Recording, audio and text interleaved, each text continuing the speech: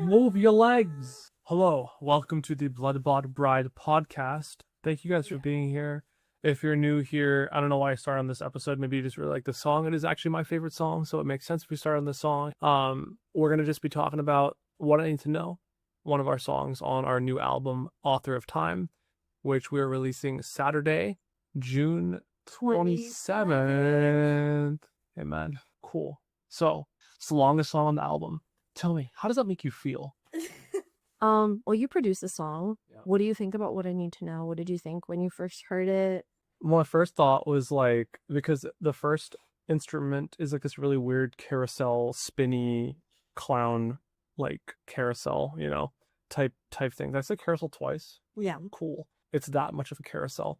And then there's like there was like that, and then the 40 seconds of nothing, and then more of the song. Like literally in the original track, it was just perfectly silent the whole time. It was really funny. And I had originally planned on removing that, but I kept it in and would just echo the instrument from before, which was cool. You shortened it to Did I? I think you did. I could be wrong. Okay. I think you're probably right. I actually don't know. But it's still really long, and I love it. I think that like it's one of the most interesting songs we have, and one of the less weird songs, although it is really weird in terms of like how everything's pitched and all the erosion and sine waves and stuff on it. Like it is unusual in terms of like what would be on the radio, but I think in terms of the album, it's pretty like understandable to a wide audience, maybe. Do you agree? We've gotten good feedback on it from people who are not into like weird music. I think so. Yeah.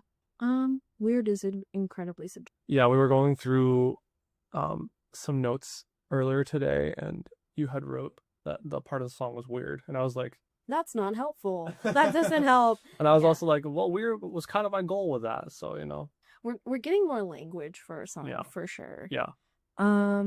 Yeah. So, okay. I did a bunch of Winnie the Pooh graphics for this song. Yeah. That was weird.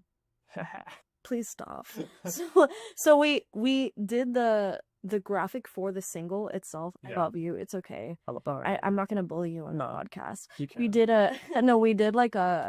We took a photo of actually your like rough sketch for the album cover, like it being on our bulletin board with like a random photo of me as a kid. So we just decided we realized it's been 100 years, so we technically like don't have to deal with Winnie the Pooh copyright. Right. So we It's used a public bunch. domain.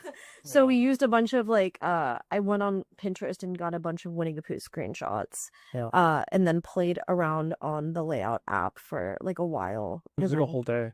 And then you found like a really weirdly specific and good variety of them too.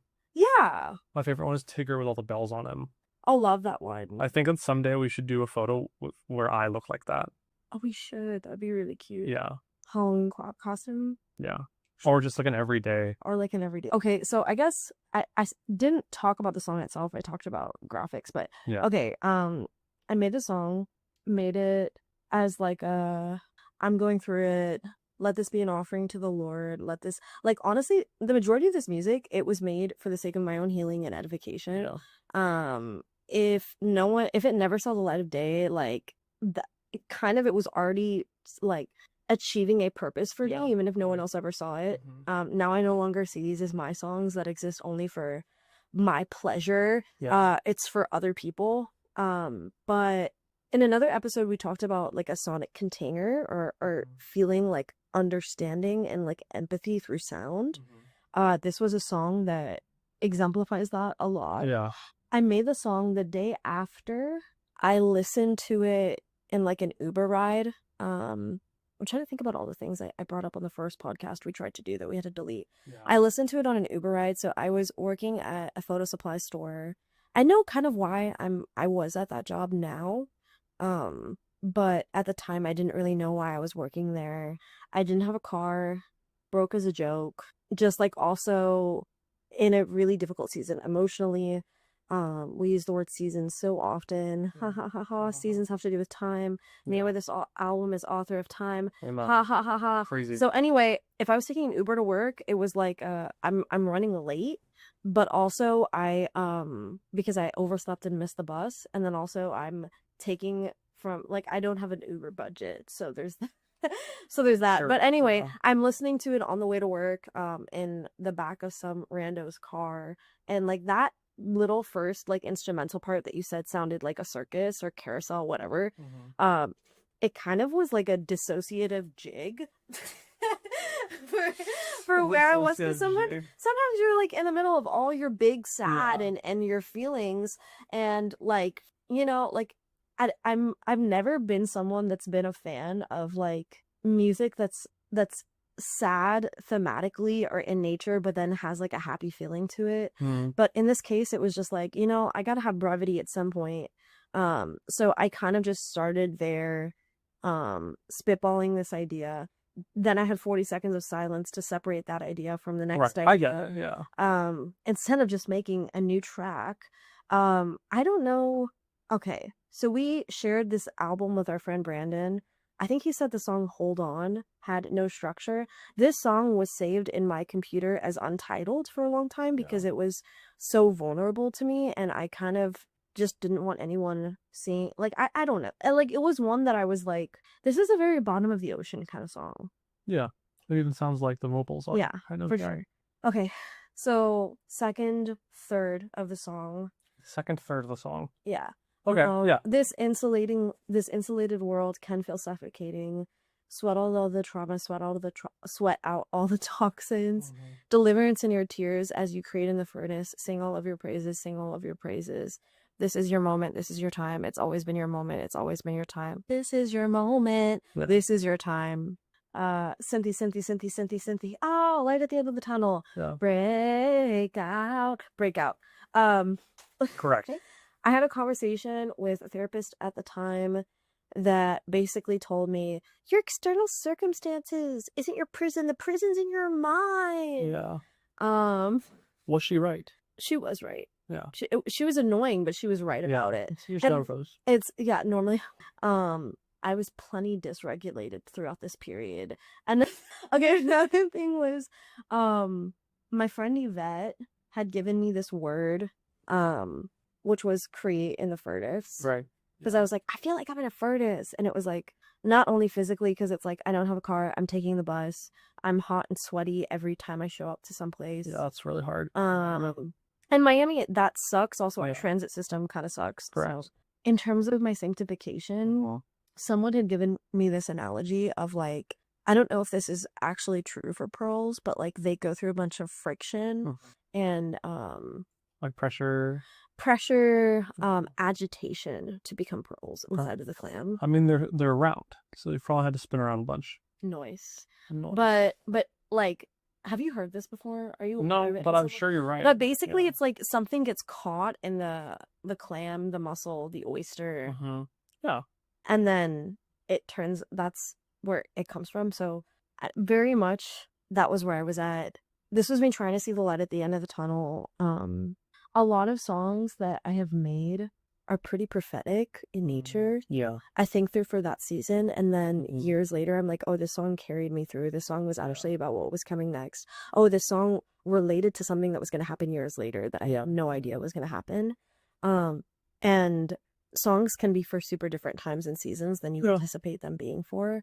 And so this one, I was trying to, in the second third of the song, I was trying to make something that was like, okay, this is the light at the end of the tunnel. This is the part when my life is actually going to change after believing the lie for years that my life is never going to change, but I'm going to be stuck in the same things forever.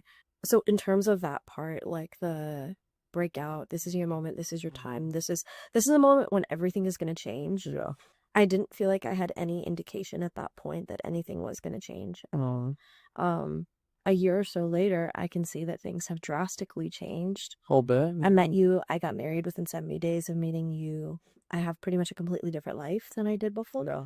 And it was all the Lord. It wasn't by my effort or my strength or anything like that.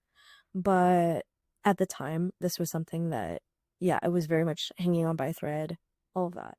Last third. Final third. So the sounds that I had chosen, it feels very like squishy, bubbly, kind of like you're underneath your comforter crying with Jesus. Yeah. hidden in him type thing. And it was like I was barely getting the words out, but like lyrically, this is what I need to know, that you're with me, my fortress, my hiding place. It doesn't need to make sense. You always make it worth it. You're the reward. Something like that. Yeah. That was what I was really trying to hold on to and cling to throughout that time. As much as I was struggling with so much around me, worse than that was I didn't want to be apart from him. I didn't want to be outside of his will for me. And so even though I knew that a lot of what I was going through was necessary, this was a lot of this song in and of itself almost feels like a sweaty headband. Like just expunging, but like expunging all of this stuff That makes sense. out. And so it's a crazy analogy. Yeah, and then also it's not in time, so there's that. Right. Never got in time. Never got in time. None of it was ever in time. On Author of Time, but that's Right. it. Yeah. Pretty much. Okay. Comments, questions, concerns.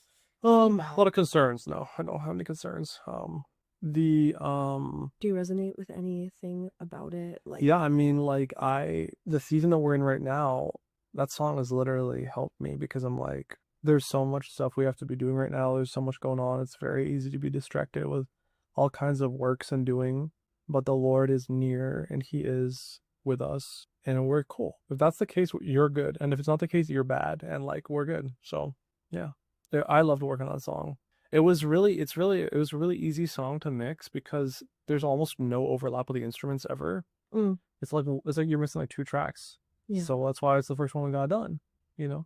Whereas something like Hold On has like 12 or 15 tracks and it's like the opposite of this song. This song's super chill.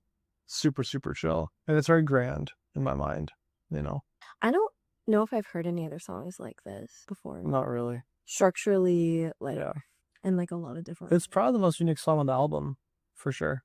I don't know. Not perfect. It's pretty unique. I don't know. I think so. Oaks of Memory, pretty cray. Yeah.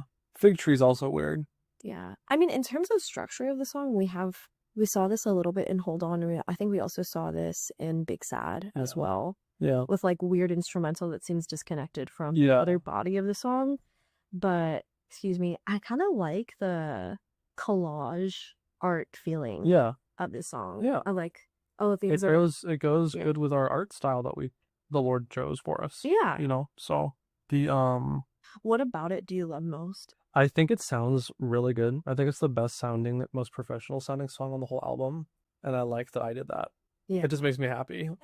Like when that's the number one song. There's a few songs on the album I'm really confident with. Like one of them's Not Perfect, where I would show it to anyone and be like, yeah, that's my work. Like that's, you know, some of the other stuff I don't feel as confident in, but it's kind of one of those things where it's like, it's kind of just, it's done. And like, let's move on to a new project, you know? We got to move on. I have been someone who loves to rapidly build, finish, and just send stuff out. And however it is, and you move on to something else. Sometimes I just gotta let it end.